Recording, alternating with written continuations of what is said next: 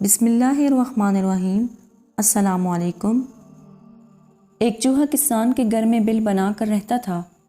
ایک دن چوہے نے دیکھا کہ کسان اور اس کی بیوی ایک تھیلے سے کچھ نکال رہے ہیں۔ چوہے نے سوچا کہ شاید کچھ کھانے کا سامان ہے۔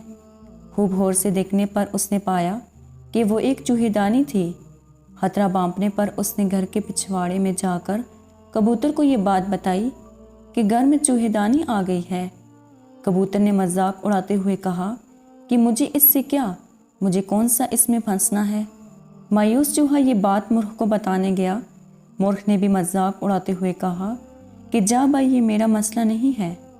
بلا آخر چوہے نے جا کر بکرے کو بھی یہ بات بتائی، جسے سن کر بکرا ہنستے ہنستے لوٹ پوٹ ہونے لگا اور یہی کہا کہ جاؤ میاں، یہ میرا مسئلہ نہیں ہے۔ اسی رات چوہے دانے میں کھٹاک کی آواز ہوئی، جس میں ایک زہریلا سانپ پھنس گیا تھا۔ اندھیرے میں اس کی دم کو چوہا سمجھ کر کسان کی بیوی جب اسے نکالنے لگی تو سانپ نے اسے ڈس لیا۔ طبیعت بگڑنے پر کسان نے حکیم کو بلایا، جس نے اسے کبوتر کا سوپ پلانے کا مشورہ دیا۔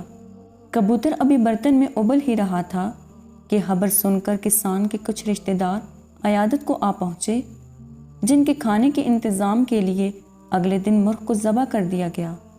کچھ دنوں کے بعد کسان کی بیوی مر گئی، جس کے جنازے اور تعزیت پر آنے والوں کی ضیافت میں بکرا کاٹنے کے علاوہ کوئی چارہ ہی نہ تھا، جبکہ چوہا تو کب کا دور جا چکا تھا، بہت دور۔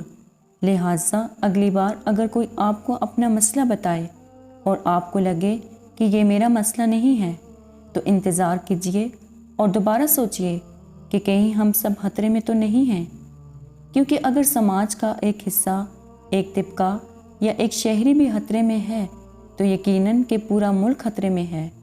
ذات، مذہب اور طبقے کے دائرے سے باہر نکلیں، صرف اپنی ہی ذات تک محدود مت رہیے، دوسروں کا بھی احساس کیجیے، کیونکہ پڑوس میں لگی آگ آپ کے گھر تک بھی پہنچ سکتی ہے۔ جزاک اللہ۔